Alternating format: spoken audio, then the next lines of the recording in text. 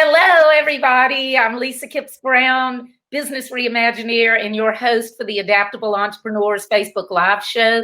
And my guest today is Gavin Preston. Right now, Gavin is looking for the link so he can share with his followers because I forgot to send it to him. So anyway, I apologize. But I think that y'all are going to learn a lot from Gavin. We're doing it at a special time today because he's in England, and I didn't want him to have to do it at 10 o'clock night or whatever. Yeah.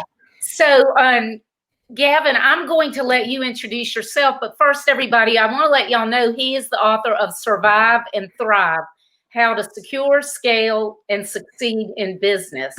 And Gavin, I want you to introduce yourself and tell them a little bit about your background before we get started.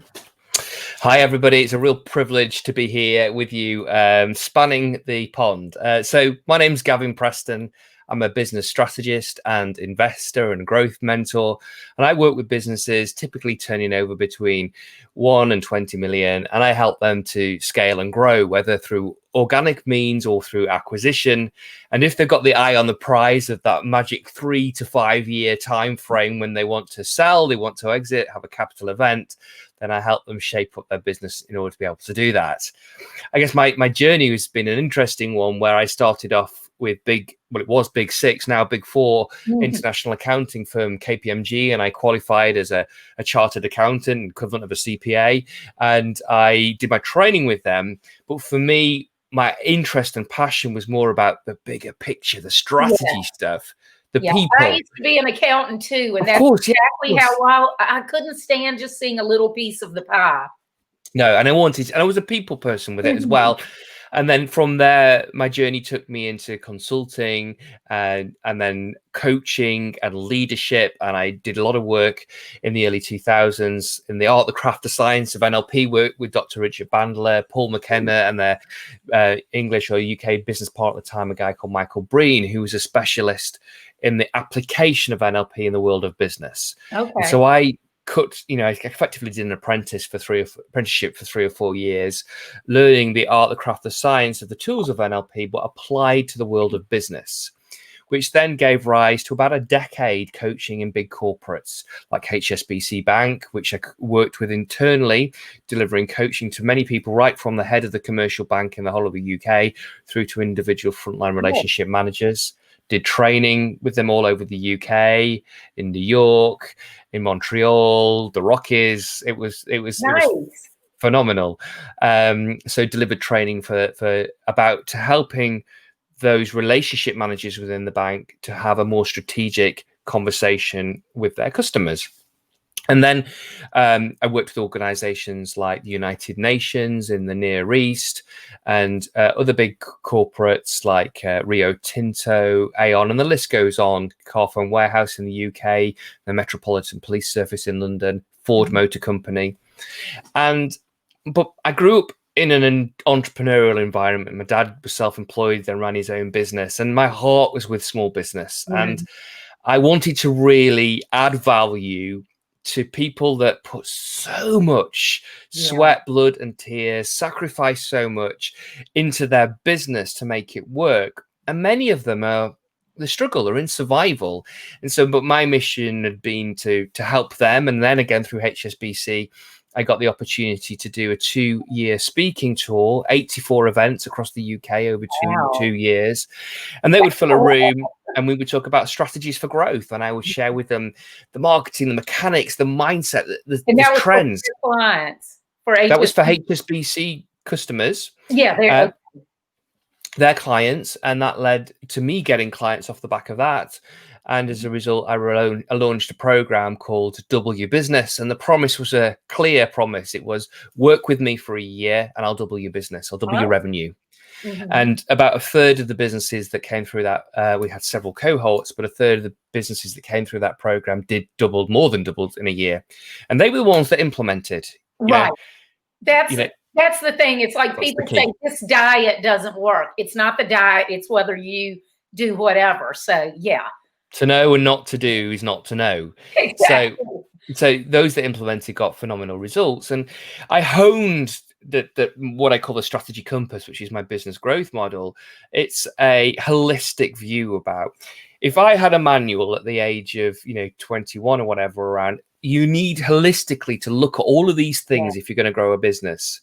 So whilst there are books out there on marketing, or the books on strategy, or the books on mindset, I wanted to bring it all together around, per the 6 stages which we'll go into. But I brought all these different stages together in order to say, now I'm with you in your business. These are the things that we need to work on to change the trajectory of the growth of your business.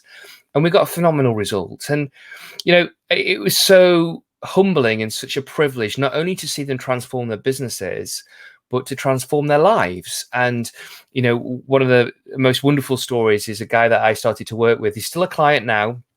About 5 years ago, I started to work with him. And at the time, he was struggling in business. He had a high level of personal debt, much of which was on credit cards. He had a lovely long-term partner and long-term girlfriend who he did not want to ask to marry him until he was financially okay, until he paid off his debt. So he grew his business revenue by factor of 5 in 18 months. Wow. He paid off his personal debt. He's sorted his, his personal finances out. He's proposed to his long-term girlfriend. And earlier this year, they had their first baby. And so, I have chill bumps, Gavin. That's so cool. And so, when we do this work because we want to help people, right, but we don't, that idea, the ripple effect. We don't often realize that if we help somebody sort out their cash flow or sort out their business, get strategy that really help them grow. Or one of the things that I often do really is just shine that spotlight of brilliance on the capabilities that somebody already has, and just don't let them off the hook. You can do this. They probably don't even realize what their capabilities are. I mean, you kind of know what you do or what you're good at, but everybody's so used to looking at themselves, they can't see themselves from the outside in. And I think you're really good at doing that. And like you said, shining a spotlight on something that they haven't quite recognized or used to their ability. Yeah, so over the years, I've developed skills and knowledge and capabilities around, obviously, finance and commercials, but then behavioral change, coaching, leadership, etc., and persuasion, influence, and change, then marketing, then strategy, and then the stuff that you need to do to scale your business, and acquisitions, etc. So I've had the privilege of, since, for the last 25 years, really, I've been able to go, I could say every week. It's been a bit, it's not literally been in people's businesses since lockdown or since end of March, but many businesses a year I would go into, and over 25 years, you see the patterns and start to really quickly to be able to assimilate what levers that you can pull in order to be able to scale and grow. Only a week ago, I spent some time with a business owner who could well be a potential acquisition opportunity. And within 2.5 hours, I'd got notes written down in my book, and I know what I need to do or what would need to be done in order to make that business a lot more effective and a lot more profitable. And so even after that first consult with you, like let's say somebody just did an initial consult, even after that, they have actionable items, regardless of whether they try to do it themselves or whatever. But you have to take that first step. It's like you pick one issue. Let's pick a goal, a target, a challenge, something that an obstacle, something you are grappling with right now, and let's just address that. And often, from my level of experience and knowledge across a number of different areas, then I'm able to come up with some really good suggestions or ask the right questions to pull out the answer from the person that I'm working with. That is so cool. And I love that, that you realized how many more people you're helping. Most consultants realize, I'm helping the business owner and maybe the employees, but they don't think about the partner, the children, and even the future generations, that the ripple effect goes out. It's more than that. So you take the teams that work there, you take the employees that work there, and you encourage them to see what they're capable of. You coach them, you give them the tools and the strategies. Again, that phrase, shine the light on them. I know you can do this. Look, I'm here. I've got your back. And, a brilliant mind and brilliant author and speaker, Simon Sinek says, we as human beings will do so much more. We'll be so much more courageous when we know that somebody has our back. And so I've seen individuals within organizations who probably like most people probably have, is a degree of imposter syndrome. Yes. And I've said, no, you can do this. And they've gone on to achieve phenomenal results within that company, which means that they're a happier, more confident, more fulfilled person at home. Yeah, definitely. That is so cool. I didn't realize, I didn't even think about that, about it going. Obviously, I thought financially it would help those people, but I didn't think about the fact that you're training them and helping them pull up. One of the guys that I know through Steve Sims Speakeasy, he always says one of his goals as a business owner is for all of his employees to go on and not work for him. He teaches them entrepreneurial skills so that if they ever do want to go out on their own and launch, so it's kind of the same thing. Give people, not giving them or give them confidence in themselves. Absolutely. And most of us just need that permission, Yeah. when somebody says you can do this. So it's not a new concept, but when I'm helping companies set goals, I use this idea about minimum, target, outrageous, where the minimum level of goal is, if you had your hands tied behind your back and you were blindfolded, you would achieve that goal.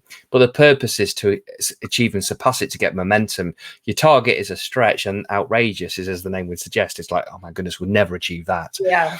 And then I get them to chart that what over month by month over the year, what's the minimum, target, outrageous goals, what do they look like, and then start to help them develop the strategies to achieve outrageous, but importantly install the beliefs and the mindset that they can achieve that. They can believe it. Yeah, that they believe that they can do it. Yes. And it always amazes them, and I just love it, that invariably they're tracking over there or there about outrageous. And the owners can't believe it. They can't believe it. We've achieved nothing like this before. And we're achieving it now. Just last year was a business that was turning over 1.6. We got it to 1.8. And then we set a target of 2.5 million. And they started to track on the monthly equivalent of the 2.5 million outrageous target. And everybody was going, how did that happen? Because I gave you a target and I believed in you and I showed you the strategies and how to get there. And it worked. It's wonderful to see that everybody's going, what, we can really do this? Well, so you just did. You just did. And the imposter syndrome that you talked about, I think basically everybody has that at some point or another. But most of us look at everybody else and think they don't have it. That's so true. Like, oh, I'm not good enough. When am I going to be found out? And we don't realize that even the most successful people in the world have times that they feel like that. When am I going to be found out? When are people going to discover that I'm not as good as I am? So true. And, that imposter syndrome, the question that goes with it, which is the worst possible question that we could have asked of ourselves, and most of us will have asked of ourselves, is, am I good enough? And the default answer that your brain gives is no. And actually you are. You wouldn't have got to where you are right now with your skills, your experience, your talent, your resources, your contacts, etc., your sheer grit and determination and will, if you weren't good enough, if you didn't have what it takes. And often we need to just be able to take a deep breath and just go, well, this goal, this challenge is worthy of us, and I'm going to rise to the challenge. And I think that's what we're really facing right now in the world with the pandemic, etc. And we look around, and what we need most of all as human beings at the moment in times of uncertainty is certainty. Right. And Tony Robbins talks about 6 human needs, 2 of which are certainty and uncertainty. But I think also where we as in business or in life can actually step up and provide certainty is through our leadership. We can look around the world right now and we can point to examples of a vacuum or inadequacy of leadership. And I think most of us in business or life only ever tap into what we are truly, really capable of is when we're stretched, when we're really challenged. I agree. And it's at the time when we're really challenged, we're on the edge of what we believe we're beyond the edge of what we believe we're capable of. It's that we truly realize and recognize how capable we really, really are. And I now think we have a set of circumstances around us in the world right now, or more closer to home within our own businesses, that now's the time we have to step up and lead. Right. Yes, this lead, and also just take the bull by the horns with your own business and do whatever it takes to get to where you need to be. Don't just roll over and take it and give up. No, we've got to be courageous. We've got to decide, this is what I want for myself or for my business, my team. This is what I want for my family. Mm-hmm. And I think in any period of disruption, there is always opportunity. Yeah. And in any market, at any stage of the economic cycle, in any demographic, there's always a business or businesses that outperform the market. Mm-hmm. And the difference quite often starts with mindset. Yeah. Mindset is the difference between game on or game over. Yep. And if we can approach things and say, right, there is opportunity to be had through all of this disruption, let's go out there and find it. Because what's really clear to me is that emerging out the other side, there is going to be an increased sort of gap or gulf between the winners and the losers. Yeah. And those that innovate, those that really step up and listen to the customers, fail forward, innovate, see what the customers need, change that offering in terms of product or service to the market, will grab market share, will emerge that much further ahead than those that don't innovate, don't embrace change, don't demonstrate adaptability. Yeah. You are so right. Tell us the steps that you go through with your clients. So fundamentally, what I talk about, so in the book, Survive and Thrive, how to secure, scale, and succeed in business. There's two parts: Survive Part 1 and Thrive Part 2. But in Thrive Part 2, there's a model that I call the strategy compass, and I just sort of show it up with the 6 steps. And if you were to Google there, is that in shot there? Yes, yeah. So the 6 steps at the heart of that is purpose, as popularized by Simon Sinek. So, if a business has to have a greater why, and I think even more so right now, we'll talk a little while, I think, about adaptability, but one of the things that you need to be to increase your adaptability right now in business, have clarity of direction. Where's your North Star? Where's that ultimate direction where you're heading? Yeah, if you don't know why you're doing something, you can never succeed. Correct. So that's the first place. We have that internal reason that you're doing it. Totally. So that's the first one. And then the second one is mindset. The difference that will make the difference in the trajectory of growth is people's mindset. And I have a model that I call Strive, and for each of those letters, there's 6 mindset tools that I take people through in order to be able to help them scale and grow. Okay. Many of those of you that are watching and listening that have been exposed to and practitioners, personal development, will be aware of the techniques and the tools. But I wanted to bring it all together into one place, because I know, again, that to know and not to do is not to know that people don't always put it into practice. Tons of books. Oh my God, that's a great book, and then we lay it down and we don't do anything. So a lot of this, you're putting it all in one place. So those of us who are too lazy or procrastinators or whatever, go to this one place and put it all together, right?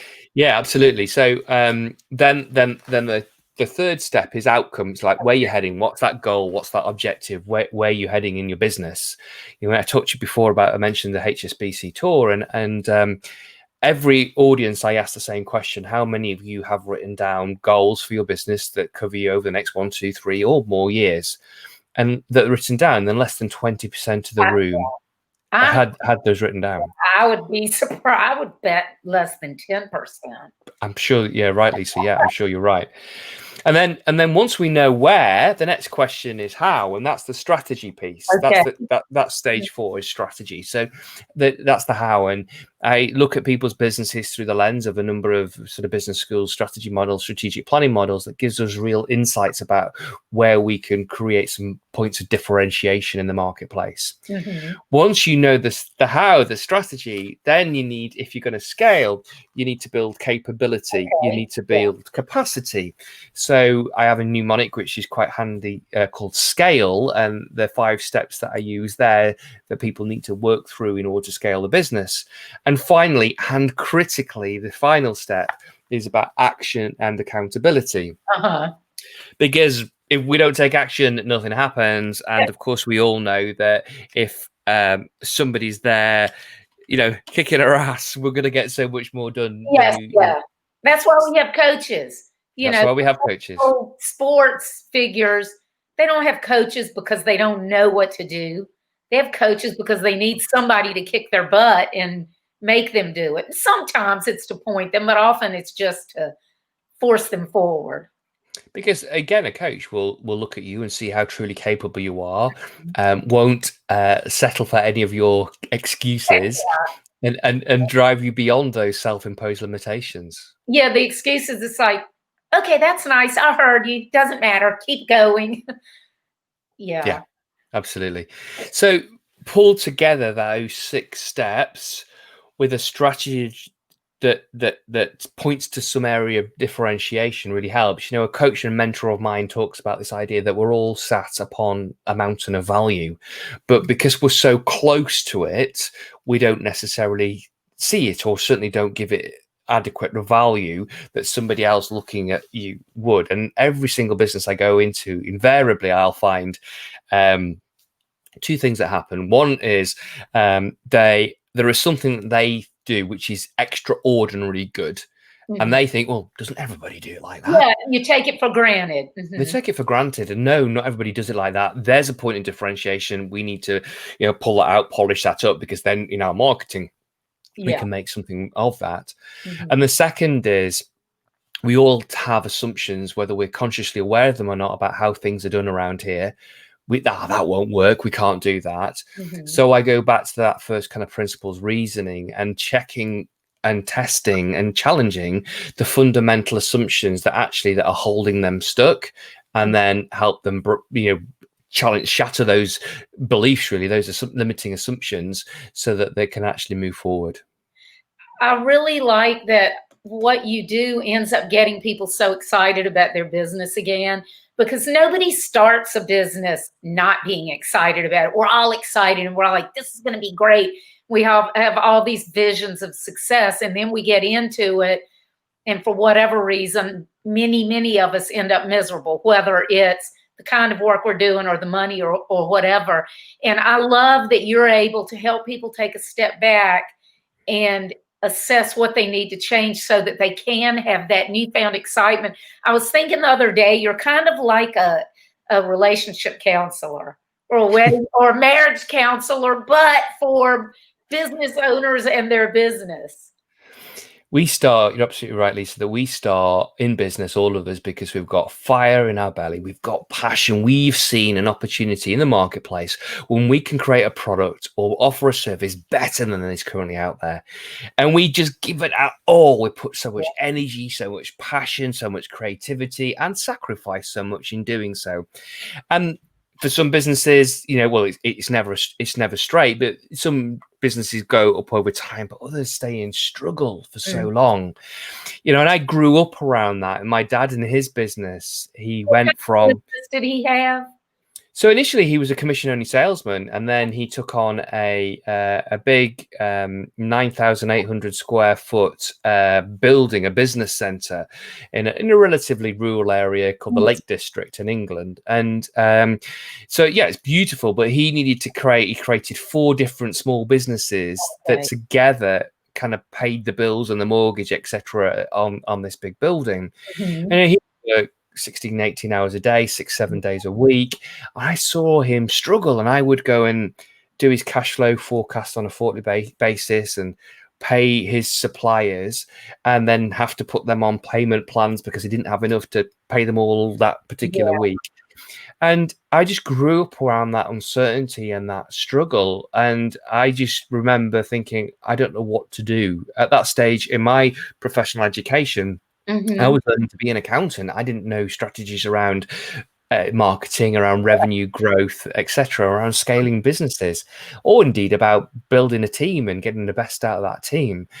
And really what's kind of informed, and the book is dedicated to my dad, is because it's the book I wish I was able to give him when I was 21, to be able to say, actually, Dad, this is what we need to do together as a team to move from survive to thrive. It's so cool, though, that what you're doing came from your experience with him. That is really cool. It's funny. We talk about coaches. So a big shout out to my coach, James Lavers, and who is awesome. And he has pulled out of me that story. He kind of said, realize, like, I hadn't joined the dots. And it's the irony is I help my clients join the dots from business and strategy. I help see things in a strategic picture that they haven't seen. And he said, where did the book write? Where did it? I wanted to share all my knowledge. No, but why? What's this about survival? Where does that come from? So tell me about your early experience in life in business. And I started to talk about my experience with my dad and what I learned about small business and entrepreneurship. And he went, oh my goodness, you grew up in survival. And I went, oh God, yeah, I did, of course. I hadn't seen that. And, doesn't it? And so what you wanting actually is, and I went, I know I've written the book that I wish I'd had at 21. This is the route map. And this is why I wanted it to be a holistic piece of work, really, is around these are things that you need to do. And actually I've taken the strategies and continue to take the strategies in the book and the tools. And I literally take businesses from survival to thrive. So my most recent kind of like success story around this was February of 2019. A client and friend of mine asked me to go. He'd been a client previously. I hadn't worked for him for a couple of years because I went to do something else. And then he said, look, I'm looking at a 500,000 hole in my cash flow. I'm about to lose my business. I can't sleep at night. I've not slept for 6 months. Oh my God. Can you help me? And what? Yeah, of course. And we sorted out with the strategies that are in the survive part of the book. We sorted out the cash flow. We sorted it. We smoothed that out. We put some energy and effort into revenue growth and certainly into profitability. And we engaged the team, and we finished that year by the end of December, with some money in the bank and a small modest profit, which was a massive turnaround.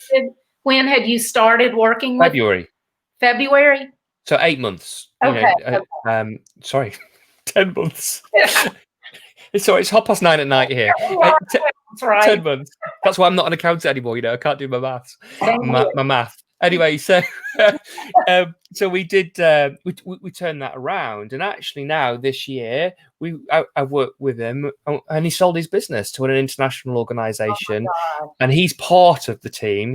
Him and his team are going with him. They're now playing not locally or nationally, they're playing internationally. We're on a much bigger stage, and I was on a call with him today. He's just.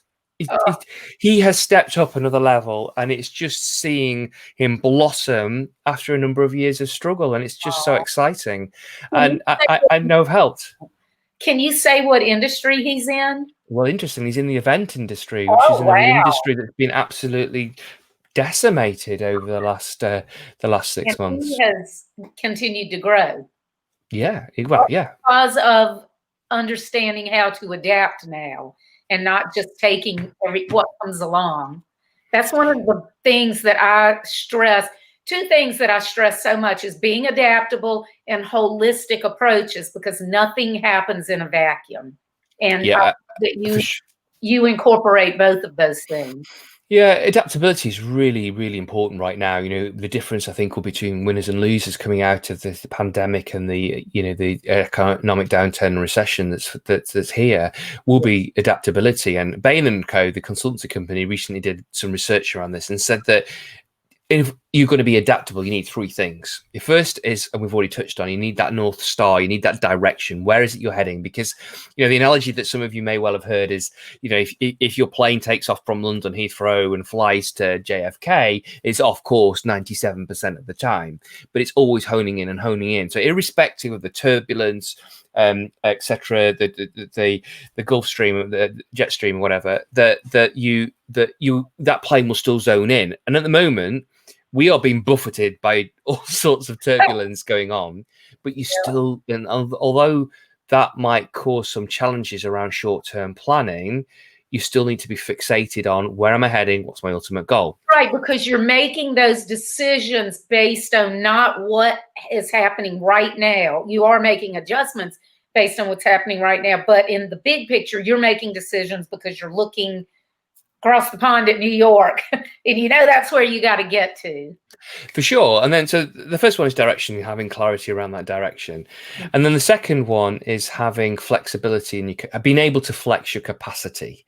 So demand is going to, peak and trough, and your cost base, you've got to be able to shift as much of your fixed costs to variable costs in your business so that you can turn the tap on and off in line with meeting the varying demand. So that might mean that you staff up, you employ to the the troughs of your demand, and then you fulfill the difference between trough and peak through the gig economy, through freelancers, through outsourcing, through subcontracting. It may mean that actually you shift vehicle leases into rentals, so that you can turn those on and off, etc. That you lease or rent your IT rather than you buying it. But of course, with the shift to the subscription model in more and more aspects of life, that is really helpful to enable you to keep some flex in your cost base. Yes, it is. So that's number 2, having flexibility in your capacity to be able to still make money even when your demand is falling. And then thirdly is having a pro-change culture. Yeah. And this is where your team actively runs towards change, wants change, and that they demonstrate and the environment supports change-orientated behavior. So you're taking action, you're trialing things, you're failing forward, you're listening to your customers in your market base, your marketplace, you're iterating with innovating with your product or your service to make sure that it is still relevant to the changing needs of your customer. So once if you can improve your direction, you can improve your ability to flex your capacity, and then you can build and increase the willingness and or create a pro-change culture, then you're going to be able to be more adaptable, more flexible, and be more innovative, and emerge the other side of this still in business, having made money, and also still serving the needs of your customer base. So you've told us two stories about 2 different customers. The one that had all the debt and that, you helped him come out the other side, and then the one that is selling their business or has sold. Do you have another one you want to share with us that's a really good example? Yeah. So, one of the ones that comes to mind is a gentleman who had an accountancy practice, actually, and he wanted to grow the practice, and he wanted to he set his life focused on retirement, where he wanted to retire. He had some health challenges and he wanted to retire early. And what he got from the program was really opening his eyes up to and using tools like visualization to be able to get clear about what does his world look like, what did he want to create in retirement, where was the new dream home he had, where did he want to live. He wanted to move to a beautiful coastal area in North Wales in the UK, on the beautiful island of Anglesey, and he had this house, he had it on his dream board, and he created all of that. And then he also built the business, supported some of his clients, created new offerings in his marketplace, and then ultimately facilitated a management buyout from the rest of his team to buy his practice. Awesome. And so he did that in a relatively short period of time, and he just said that I would have never believed I was capable of doing that if you hadn't worked with me to raise my sights to what is really possible. Well, and I think it's very interesting that you said he created new offerings or products or whatever, productized services, whatever, because most people, especially in something like accounting, they think accounting is accounting is accounting. What can I ever create that hasn't been done? And there's always something, right? Yeah, of course there is. So he was focusing on business growth, and he was focusing on helping his clients to scale and grow. And he also built a software tool as well, and grew that to help businesses manage their sort of dashboards. Yeah, really great. And it just goes to show that, yes, some accountants are incredibly creative and entrepreneurial. And a lot of times they just don't realize they are. Quite, absolutely. They don't realize they are yet. I also think it's wonderful that you focus on part of your focus, if somebody wants to sell their business, is not just their legacy, but their team. Yeah, I think with a lot of people that were selling the business, the two things that they are most concerned about is that their team is looked after and protected and carried on in being employed, and the second is their legacy, that they really want to make sure that all those decades of hard work and sacrifice is going to be built on, respected, and be built on and taken to the next level. That's refreshing, though, that their team is such a big concern to them, because so many people have this misconception, I believe, of entrepreneurs is just being greedy and all we care about is money. And it's just not true. No, from my point of view, from an investment point of view, is that team are needed because I wouldn't be operationally in that business. I want that business to grow and scale. I want to be able to provide overall leadership and help to provide the strategy around the growth of that business. But I need them to run it. But more importantly, that a business is made up of people, and those people, provided they're performing in their role, they're valuable. And I really care that they are looked after, provided that they are performing, that they are looked after, and that they are rewarded for the hard work and dedication and service that they provide and the difference that they make to the customers. So if somebody gets your book, and correct me if I'm wrong, did I see on your website that you have an offer for people to get it for free? Yeah, you can get it for free by going to I pay for the cost of the book, and you can get it for free by going. I pay for the cost of the book. You just pay for the postage and packaging. So it's surviveandthrive.cc. That's surviveandthrive.cc. It's also available on Amazon as well, so you could take a look at it there. It's not free there, so you have to have a look. If you're on Prime, obviously you don't pay postage and packaging, so it's entirely up to you. But my point being is that I want the book to get out to as many people as possible to really make a difference, and it's genuinely helping people. Yeah. And so if somebody goes and gets the book, there are actionable steps in the book that they can take. But yes. Also have programs though. Like if someone's to read the book, you also have programs that they can go further along. Programs after the book, right? Yeah, so there's a nautical theme that runs through the book because my hobby and my passion, one of my passions is sailing, and I had the privilege a number of years back of sailing across the Atlantic in a small 41-foot boat. So we were at sea for 24 and a half days. Where did you sail to? Yeah, so Las Palmas in Gran Canaria, across to St. Lucia in the Caribbean, in Rodney Bay and St. Lucia in the Caribbean, an organised event called the ARC, the Atlantic Rally for Cruisers, and there are 250 boats that do every year or most years. And I was a member of 5 people crew as an owner and wife, and they brought on 3 extra crew, of whom I was one. And we were at sea for 24 and a half days. So I've had the privilege of being introduced to sailing and from the age of 4 and sailed most of my life. And so there's a nautical theme that runs through the book, but at the end of every chapter, there's the phrase, now get back on course. And there's a summary of course corrections, the things that you need to do in order to be able to get you back on course. I love it. So that summarizes each of the chapters, and then there's a piece in the back about next steps. So you can check out my podcast, the Business Mastermind podcast, where we had the privilege of first meeting Lisa, and then the training and both digital courses on surviveandthrive.cc. There's a digital training program there that it just brings it all alive. It's me sharing all the strategies, in terms of an online training format.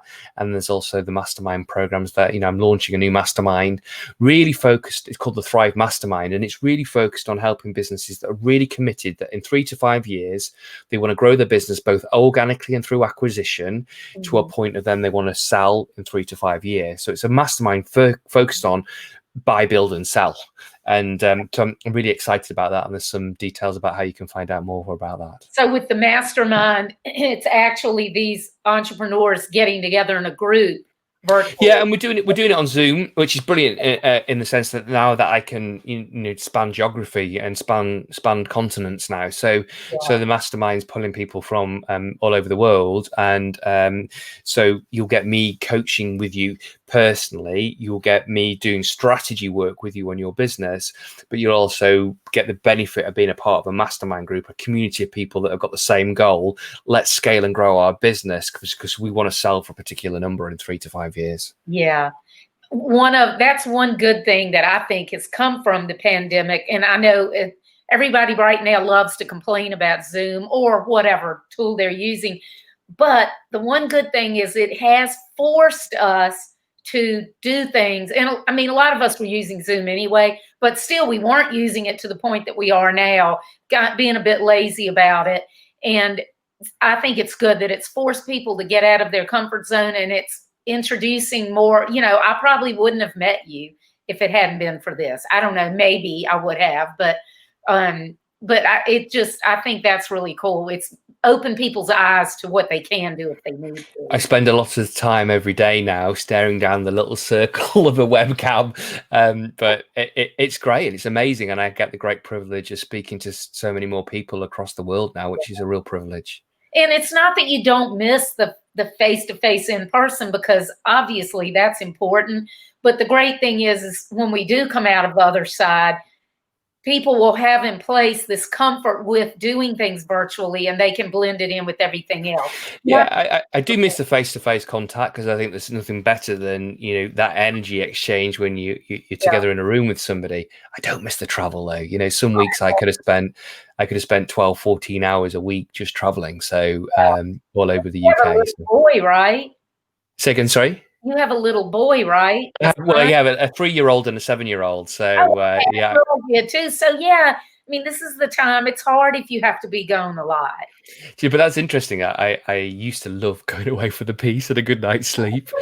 And at the beginning of lockdown, it was like, I can't go, because I've never been used to it. For 25 years, every week, 2 or 3 nights a week, I'd be staying away in a hotel at different clients. Yeah. But I've actually gone through that cycle of like, let me out of here, and both with my wife and my boys. And so now, I actually genuinely miss them when I go away, which is one of the wonderful things that's happened out of the sort of pandemic and wartime at home. We've all got used to living with each other and actually miss each other when we're not around. So that's really nice. That's good. Well, Gavin, I thank you so much for being on here today. I wanted to ask you, if you have like 2 or 3 takeaways that you want people, besides go get his book, go get the book and read. Surviveandthrive.cc. Yeah, go get the book and read it and actually act on it. But like 2 or 3 takeaways that you want stuck in people's head for them to remember. Now's the time to be bold. As you say, well, don't start planning 2021 to be a big year, and see and think and plan beyond the noise and the immediacy of the future. If you're navigating through a storm, then you still got to have your eyes and your focus on the destination of where you're heading to. And so, plan for 2021 to be a big year for you and your business, and have the courage. Now is the time, with that bold, courageous planning, to step up and be a true leader. And then I think I'll make it 4 points, if I may. The third one is manage your cash. Please manage your cash. Certainly in the UK, there's been government loans, government-backed loans that have been made very cost-effective. I believe you've had similar in the US. So yeah, you could have some bumpy times over the months and years to come around cash. So make sure you've got enough of a cash buffer. Borrow now if you can do it at attractive rates. Pay it back if you don't need it, but it's better to have that.